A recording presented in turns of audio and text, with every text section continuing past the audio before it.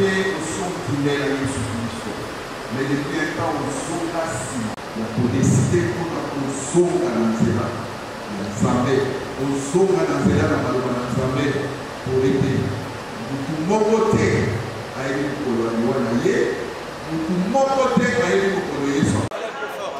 Ah. Alors, merci pasteur Joseph pour que ça puisse être en ayo. Tozole la moko la biso pasteur Jésus Moulamba Katambwe. Par rapport à ces circonstances de nos restes, le col Moussa et Nzambi. Ni nos reconnaissances biso. Est-ce qu'il y a des leçons à tirer dans les de Konabiso à déménager? Merci beaucoup Papa Max. Vraiment, ndenge yo uti koloba yango ezali situation moko eza très douloureuse. Komona moko ya basali oyo azaki elongo na biso avec vraiment un cœur très engagé pour koyeba kosalela nkolo mpe kozala disponible non seulement pour na mosala na Nzambe mais aussi pour na ba frères na ba sœurs. Et lelo tozali kolela pasteur José Moulamba ezali ndenge na otaki ko exhorter moment ya kobenda makanisi na biso non seulement biso basali na Nzambe mais ba oyo nyonso bazwi opportunité ya kolanda nini oyo komona ite V4 na mokili oyo ezali mokuse mpe tozali baleki nzela kati na mokili oyo ebongi moko na biso ayeba na komipesa epai na nkolo. C'est le seul moyen pour assurer éternité kati na vie de biso. Alors, au niveau du centre évangélique Archéliance Samasina, quand on a dit Sangwali Wanaï, on y a qui n'engage. Ezala qui passe, ezala qui comme bombe. Comme bombe parce que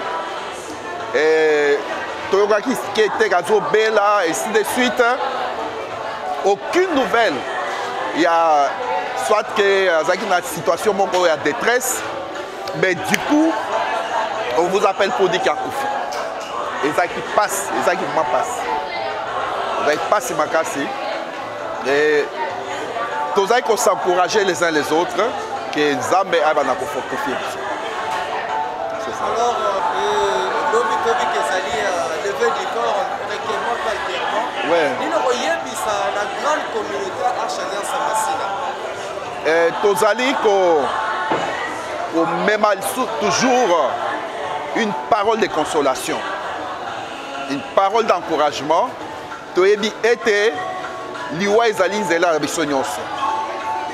Et nous avons quand même des exemples à tirer de la vie de José par rapport à son engagement, son amour pour le Seigneur. Il a quand même une leçon qu'il peut tirer de la vie de cet homme de Dieu qui nous a précédés. Okay, merci beaucoup. Maître, merci pour ce temps dans la caméra. Tant que ya moko basana nzambe ya lisanga na biso, pasteur José Moulamba Katambo tozole lelo. Omiyuka kindengene, ça n'est kondengene. Et deuxièmement, est-ce qu'il y a des leçons que tirer dans liwana pour nous qui sommes restés? Merci pour motuna na de papa Max. D'abord, tant que nayoki information à Liwa, on a eu une difficulté on dit Makeza effectivement Liwa il y a pasteur José. Pour toyeba il fallait intervenir à prêcher na pokwa ya mokolo annoncer biso Liwa na. Donc c'était un choc, vraiment un choc. Même jusqu'à présent on n'essaye pas. C'est difficile pour tout le monde à Koufi. Mais c'est évident que à Koufi, alors les leçons à retenir dans Yango, étant que mon Christ, c'est qu'il faut que nous lengue les ngonganyoso pour liwa ko yana ba formule nyoso. Liwa ya malamu to ya kitoko ezate. Liwa eza c'est liwa. Donc il faut que nous lengue pour que zoyo na moment où ozaki prêt comme na moment où ozaki prêt te oyiko bela okufi oyiko bela obiki oyiko sala accident okufi et oyiko yala ngonga nyoso.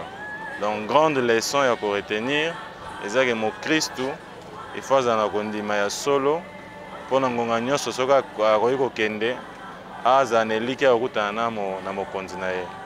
Alors, grande leçon, il y a bon moi, il y a papa José, il a vécu en homme intègre. Il a professé sa foi à la Gisi-Kondimanaye et mon ani na miso abato, pe ba témoignage o eza ko continuer ko yambama, eza na sens wana.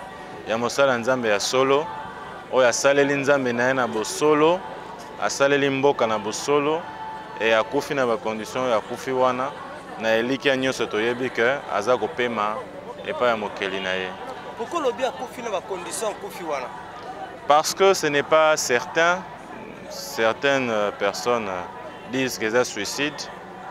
Oyo ba proche na ba ndimate. Alors comme les circonstances et décès na eza penza certaines té, ya on a le bien kufi na ba condition oyo à kufeli wana le temps que ba enquête est dévoilée penza cause ya décès na ye. C'est un peu ça.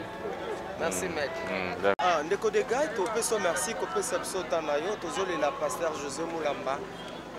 Témoignage de nos aïna pour na liwa ya pasteur Nabiso et puis jour yoka qui a annoncé liwa naï. Et ça là que ndengeni okanisa ki ndengeni. Bon, merci beaucoup pour na Motuna. C'est vrai que Motuna est commis na moment mo ya passi. Pour tous aïe s'attendre était que to comme na ba niveau ya ba interview à boye pour na papa José. Papa José pour Aza d'abord pasteur Nabiso, mais à part pasteur c'est un grand frère. On a vendu ming le quoi yaya, ba conseil naie, motivation sur vie professionnelle nangai na musala nangai ya média ou na salaka.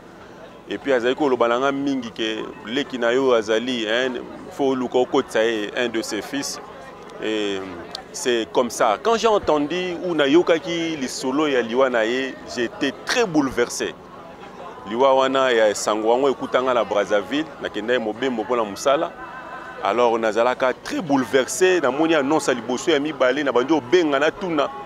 Parce que évidemment akufi mais suli solo ngo yaki na moment moko ke ba yebisi ngai ke za suicide. Directement j'ai dit non, un pasteur comme lui, un grand frère comme lui mature, quelqu'un de la foi akoki komi tikate mo pepe eloko mo ya boye memaye o eko tika biso na pota boye jamais. Je n'ai pas cru en ça. Moi, je n'avais pas cru en ça. Et na vandaki kimia kozela ti na yoka litatoli mususu na liwa na ye mena wana te.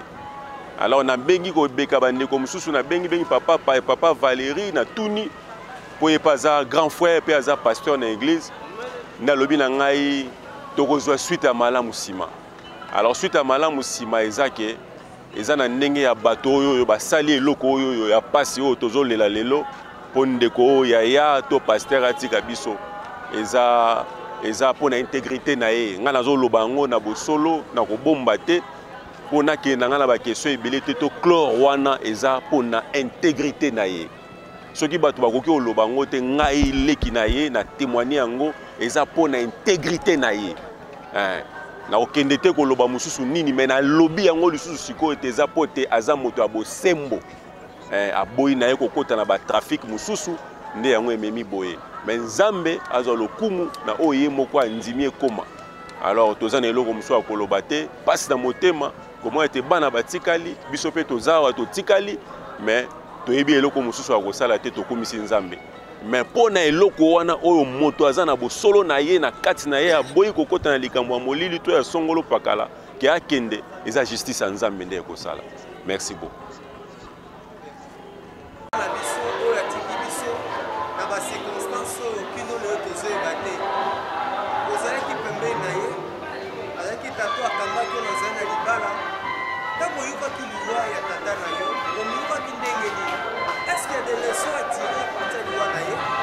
Merci beaucoup Ndeko Max. Solo sangwa liwa esalaka pasi. Mais liwa ya modelo wana esalaki su pasi makasi mingi. Pamba te mikolo avant tango azongi Kinshasa azaki na esengo ya ko annoncer biso ke azongeli Kinshasa.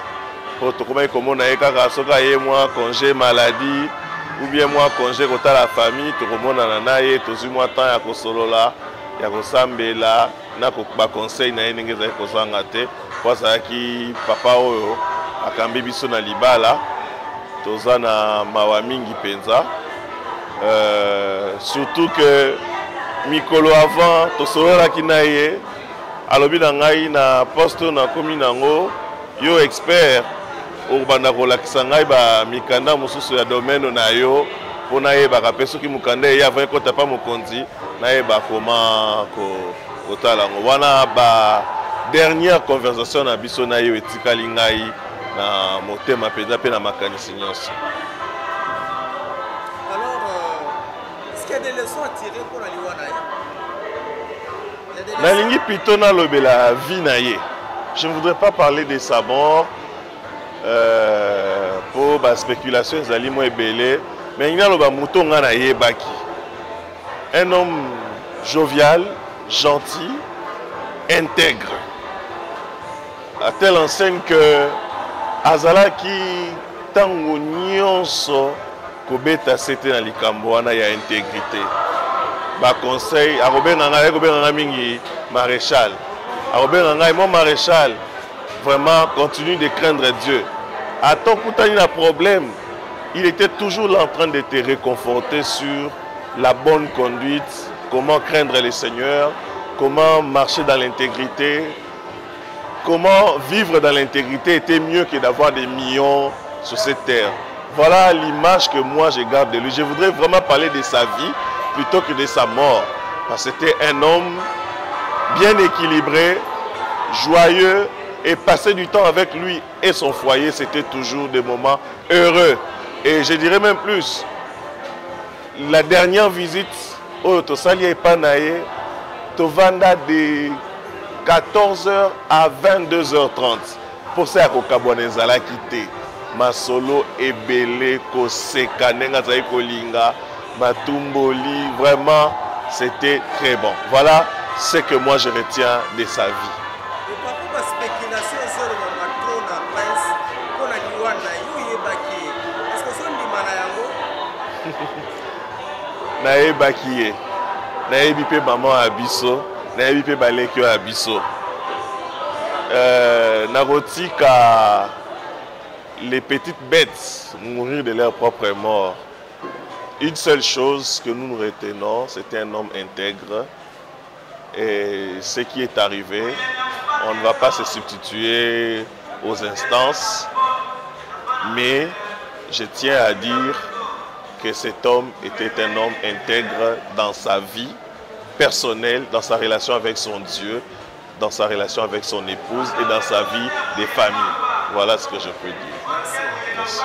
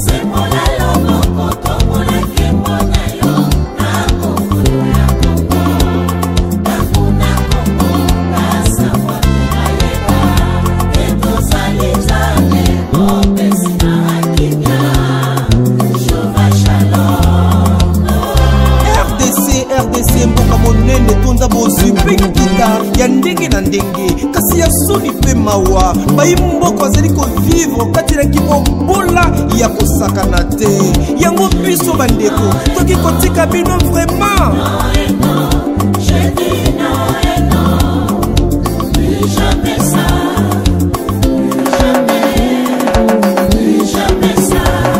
samba mai mpe mabeli epambolama kasi na ntongo todefaka mapa okimi kofuta na pokwa tokoma kolia na delestage nsombo le soir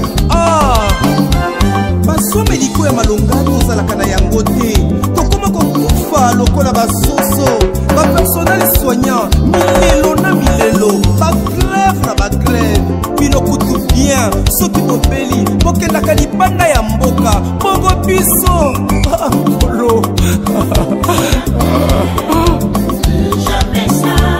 yango kongole asala nini akosouffrir na mboka na ye moto asalaka lokola Shalom libota bana nzambe bozolanda biso bipai na bipai tika ete nkolo apambola bino nde bozali komona tozali awa na cathédrale du centenaire protestant epai wapi toyepo na kilt pe recueillement ba hommage ya suka na moto na nzambe pasteur na biso José Mulamba oyo atikaki biso na ba condition oyo kino lelo tozali koyeba te lolenge ya liwa nini oyo ye akufaki.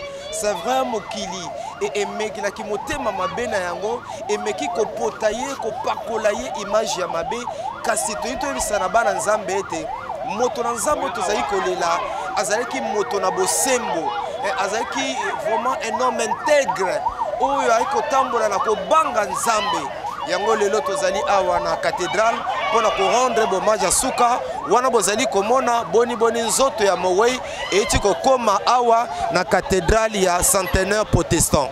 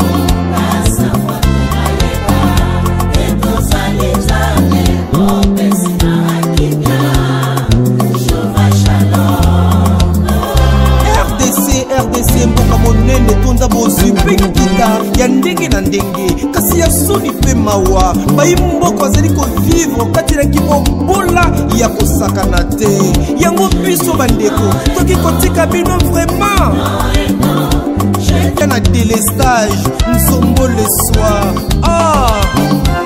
basomeliko ya malonga. José Mulamba, c'est mon oncle. C'est mon oncle. Bon, je manque même de mots à dire. Azari vraiment, nous sommes pour Nabiso. Azari vraiment lui conduit pour Nabiso. C'était un jour là, c'était un vendredi. Bengibiso qui est non, quoi, c'est suicidé. À quoi il y a un immeuble mort, il y a 5 niveaux. Même un hôpital, à quoi. Bon, tu me dis un peu qu'on a dit la maman, bah raison parce que pousser vraiment valable était. Et vraiment valable était. Des familles moniques non na place tout misa accord boy, tout bimisa, tout kunda, justice nzambe salara. Bon, bango FPI babi qui noté à quoi qui. Ben prévoyez là que ça qui noté mutu à quoi c'est souci des athées.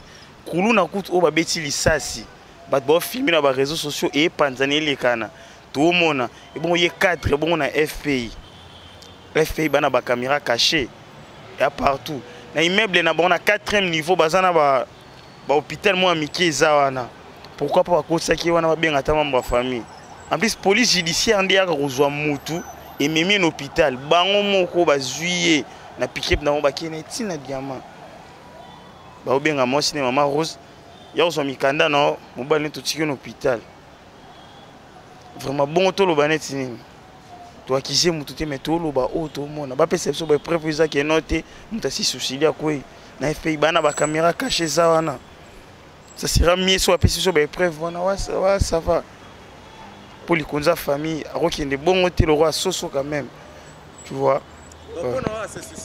pour nanga se suicider te ana bapreuve mo te lakisaki eno te mutu asisucide alongwe likolo ntina sakwei ngai na ndenge na ngai moko j'ai des amis basalaka wana bamasana baza batekaka bakabini wana libanda mes amis nameka mpe kosirasini atake ngai nameka mpe koya wana koyebela makambo. J'étais du 6e niveau de l'immeuble du FPI, relève des inepties et des incartages que même le cerveau inconscient intellectuel, social et relationnel faible ne peut admettre au regard du constat fait sur le corps de notre cher frère.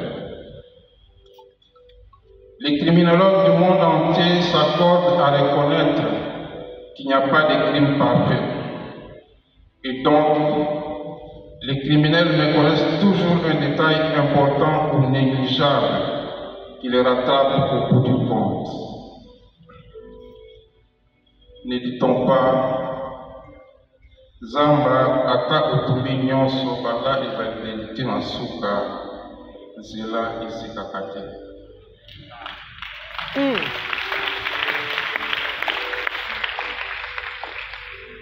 Quoi, nous avons confiance en notre justice et nous espérons vivement que le droit sera dit et que les coupables seront punis à la mesure de leurs crimes.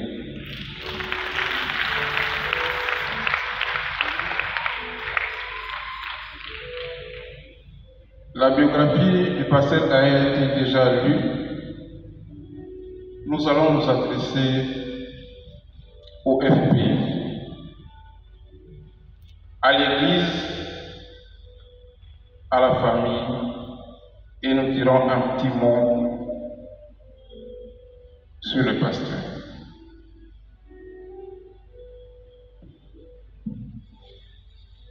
Monsieur le directeur général du FPI, Monsieur le directeur général adjoint du FPI, à titre personnel, la famille du pasteur José Moulamba ne vous reproche rien. Au contraire, elle vous remercie d'avoir élevé notre frère au rang d'assistant de votre direction générale. Cependant, comme autorité du Front pour la promotion des industries, vous avez affiché une attitude désobligeante qui, à la place d'une consolation, nous a affligés davantage. Sinon, comment comprendre qu'en 40 jours de deuil, vous n'êtes pas passé une seule fois consoler cette veuve et ces orphelins? Laissez pas votre collaborateur. Comment comprendre qu'aucune enquête interne ne soit diligentée pour élucider à votre niveau les décès de votre collaborateur dans vos installations? Oui, messieurs les dirigeants du FPI, vous avez le sang d'un serviteur de Dieu dans vos mains. Vraiment. Yes.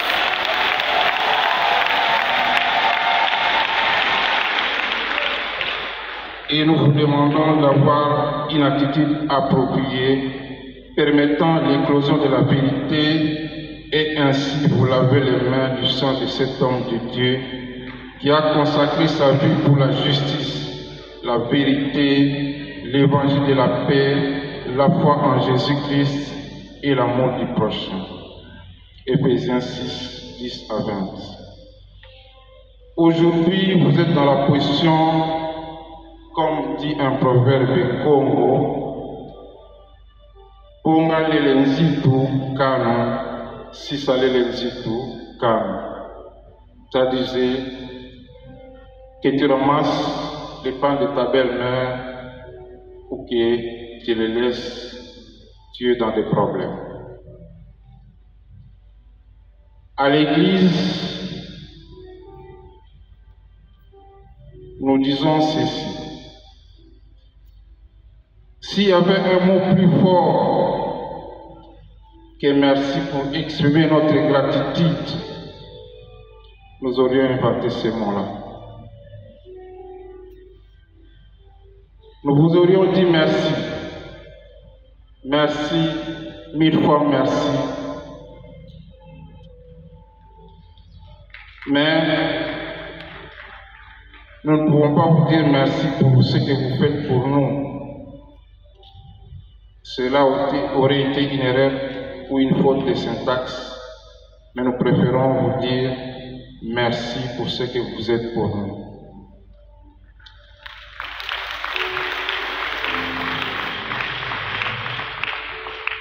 Nous avons été suffisamment rassasiés par la profondeur et la pertinence de la prédication du pasteur Félix Ndombi le mardi soir au cours du culte d'action de grâce, quand il nous parlait de Philippiens 1, 19 à 30 et de Philippiens 3, verset 14. À la famille, nous disons ceci. Il est écrit, Exode 14, 14. L'Éternel combattra pour vous et vous gardez le silence.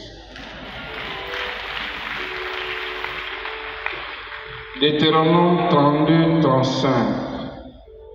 À moi la vengeance et la rétribution. Quand leur pied chancellera, car le jour de leur malheur est proche, ne tardera pas.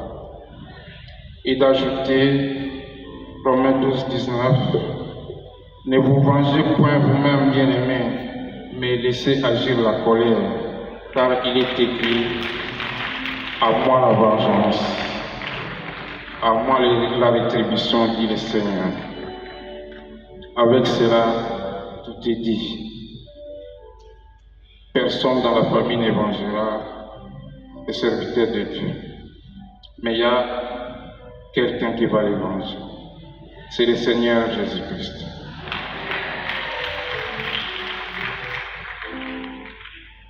Pour finir, nous allons dire un mot sur le pasteur. Dans la douleur de la séparation, nous sommes très heureux de ton combat et certains que tu es auprès du Père Céleste dans la félicité éternelle. Car tu as rencontré Christ, tu as servi Christ et à travers toi, beaucoup sont venus au Seigneur. Tu as été un serviteur juste et fidèle et le décor de ta vengeance est planté. Pour ceux qui maîtrisent les Écritures mieux que nous, je pense qu'ils connaissent la symbolique des 40. Aujourd'hui, ça fera 40 jours depuis que le pasteur est mort.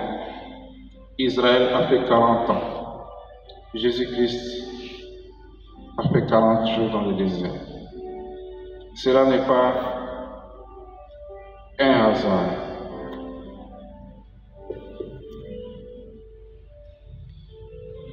Alors, repose en paix, mon frère.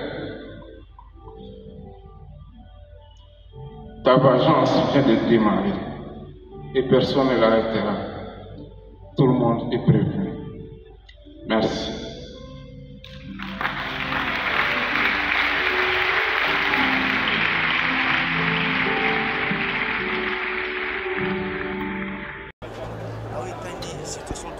Bon, nos cœurs sont contris de perdre un jeune serviteur de Dieu, 47 ans. Il est très jeune. quoi dire, Dieu a donné, Dieu a ôté, et que le Dieu juste et parfait qui maîtrise toutes choses puisse faire ce qu'il a à faire par rapport à tout ce qui s'est passé. Ouais, merci. Merci. Merci. Eza mawa pona ndeko uti kotika biso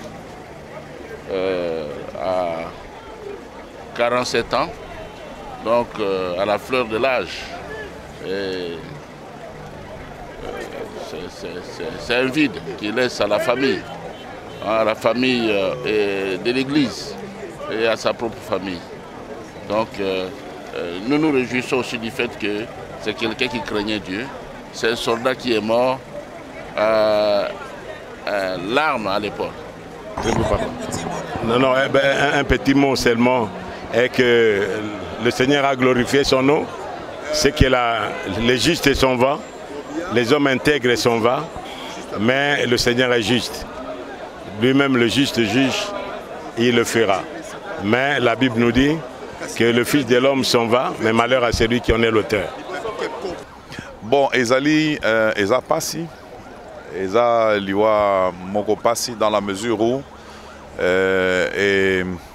ezui mosai nae pratiquement à fleur d'âge, ayant projet, ayant des ambitions, bana batikali, pe pona lingomba, pona bandeko tel que nous sommes, ezali pasi. Voilà ce que l'on peut dire.